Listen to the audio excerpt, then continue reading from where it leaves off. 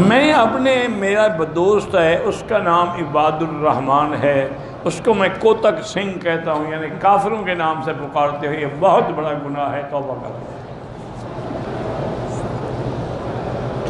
کہتے جی کہ میری عمر 33 سال ہے، گھر والوں نے میری شادی 13 سال کی لڑکی سے کر دی، اب وہ مجھ میں دلچسپی نہیں رہے، تو ہوگا نا، پھر ایسا تو ہوتا ہے اس طرح کے کاموں میں، جب اتنا بڑا فرق ہوگا عمر میں، تو جب تک اس کے حقوق تم ادا کر سکتے تھے وہ راضی رہی، اب آہستہ آہستہ تم ختم ہوتے جا رہے، وہ جوان ہوتی جا رہی ہے، کوئی حل نہیں، اللہ سے استغفار کرو، معافی مانگو، توبہ کرو، اس کے حقوق ادا کرنے کی کوشش کرو۔ باقی عورتیں تو کہتی ہیں، سیدھی بات ہے، وہ تو کہیں گی کہ دیکھو تم ان کی کیسی ہو، اور تمہارا خاوند دیکھو کیسا جنگلی وحشی آدمی ہے، یہ لوگ تو کہتے ہیں۔ کہتے ہیں جی عورتیں جب اپنے بال ٹھیک کرتی ہیں تو بال گر جاتے ہیں، ان کو یعنی محفوظ کر کے کسی جگہ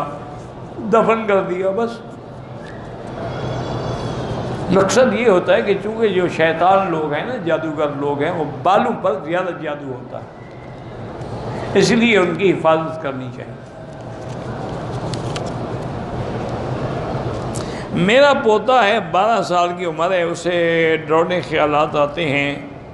بہرحال اس کو آپ صبح و شام آخری 3 صورتیں جو ہیں نا، قل هو اللہ احد،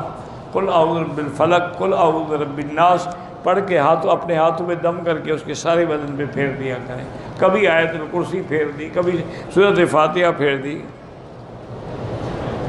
قرآن کو چومنا یا سینے سے لگانا بدعت ہے، اگر یہ دین ہوتا تو سب سے پہلے حضور پاک سمجھاتے ہیں، یہ کوئی ادب نہیں ہے کہ سینے سے لگا لو لیکن تیری بات میں نہیں مانتا، تو کہتا ہے داڑھی نہ منڈا، میں ابھی بھی منڈا کے بیٹھا ہوں، سینے سے لگانے کا کیا فائدہ ہوا؟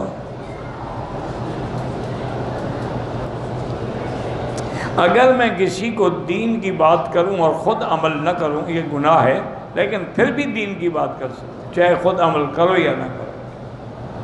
اگر ایسی بات ہو جائے نا تو آج کل تو پھر کوئی بھی دین کی بات نہیں کر سکتا، 99% تو خود ایسے ہیں جو خود عمل نہیں کرتے، لیکن کہنے کا ثواب ملے گا، عمل نہ کرنے کا تمہیں سزا ملے گی۔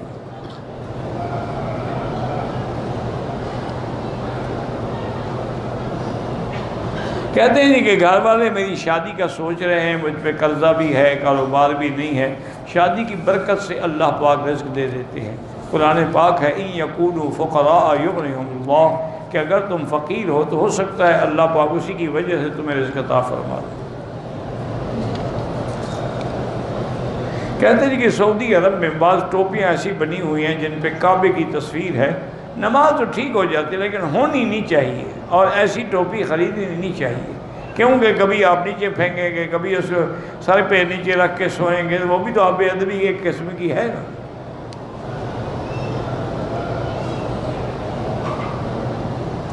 کہتے جی کہ کراچی میں بہت ساری ٹڈیاں، مکڑی جو ہے نا بہت آ گئی ہے، تو ہاں ہمارے جو بنگالی دوست رہتے ہیں انہیں پکڑ کے کھا لی، اچھا کیا، حلال ہے، کیا ہو گیا؟ بالکل الحمدللہ علماء دیوبند حق کی جماعت ہے، اور ان کی حق سورج کی طرح روشن واضح ہے۔ اگر کسی بدعتی امام کے پیچھے نماز پڑھو تو نماز نہیں ہوگی۔ مجھے ہر وقت برے خیالات آتے ہیں تو لا حول پڑھا کرو، لا حول ولا قوت الا باللہ۔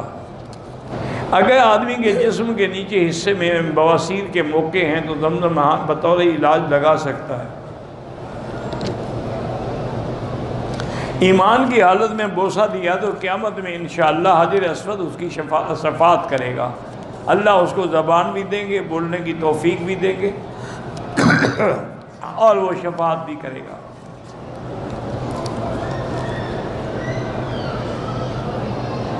میرے سسرال والوں نے یہ تویز دلائی تھی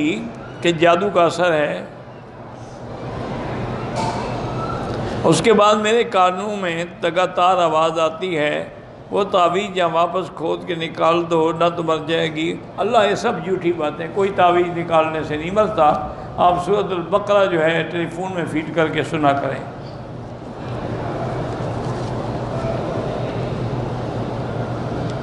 ایک آدمی مدینے سے مکہ مکرمہ پہنچ گیا، احرام نہیں باندھا، بالکل دم ہے، لیکن بہتر یہی ہے کہ دوبارہ مدینے شریف جا کے عمرہ کر لے یا طائف سے عمرہ کر لے تو دم سے بچ جائے گا، اقرب میقات پہ لوٹ جائے۔ انگوٹھے چومنا جو ہے بالکل بدعت ہے.